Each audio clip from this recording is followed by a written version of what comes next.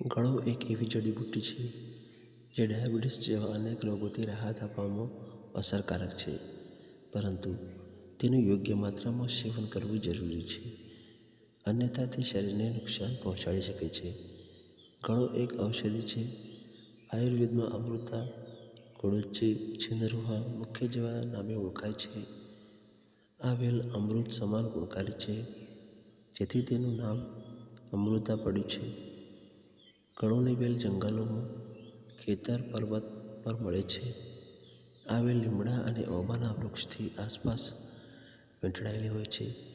આ વેલ જે ઝાડે વીંટળાય છે તેના ગુણ પણ તે ધારણ કરી લે છે. ગળો એક એવી જડીબુટ્ટી છે જે અનેક રોગોથી રાહત આપે છે. ખાંસી અને નબળાઈનો અનુભવ થતો હોય તો તમારે ગળોનું સેવન કરવું જોઈએ. તમે ગળોનો પાવડર બનાવીને તેનું સેવન કરી શકો છો, પરંતુ તેનું કેટલી માત્રામાં સેવન કરવું જોઈએ તેની સાચી માહિતી હોવી જરૂરી છે.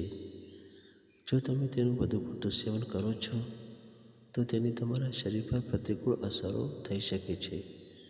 ગળો એક એવી જડીબુટ્ટી છે જે ડાયાબિટીસ અને સંધિવાની સારવાર માટે પણ ફાયદાકારક છે. તેના ઉપયોગથી એનિમિયામાં પણ રાહત મળે છે.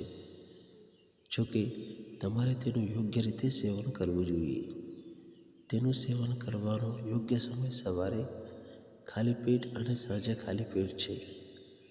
દિવસમાં 2 થી વધારે વાર કરેલું ગળોનું સેવન નુકસાન પહોંચાડી શકે છે, જેના કારણે તમારા પેટમાં જલન અનુભવાય છે.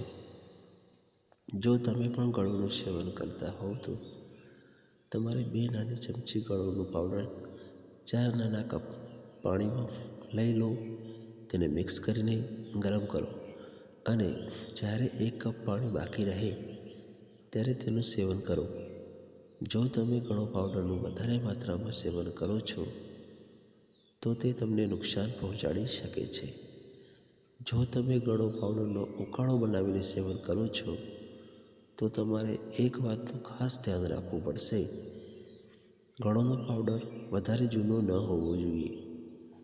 તમે 1 મહિના જૂના પાવડરનું સેવન કરવું હિતાવહ છે. ગળોનો પાવડર 1 મહિના કરતાં વધારે જૂનો ન હોવો જોઈએ. મિત્રો, માહિતી સારી લાગી હોય તો ચેનલને સબસ્ક્રાઈબ જરૂરથી કરજો. આપનો દિવસ શુભ રહે. ધન્યવાદ.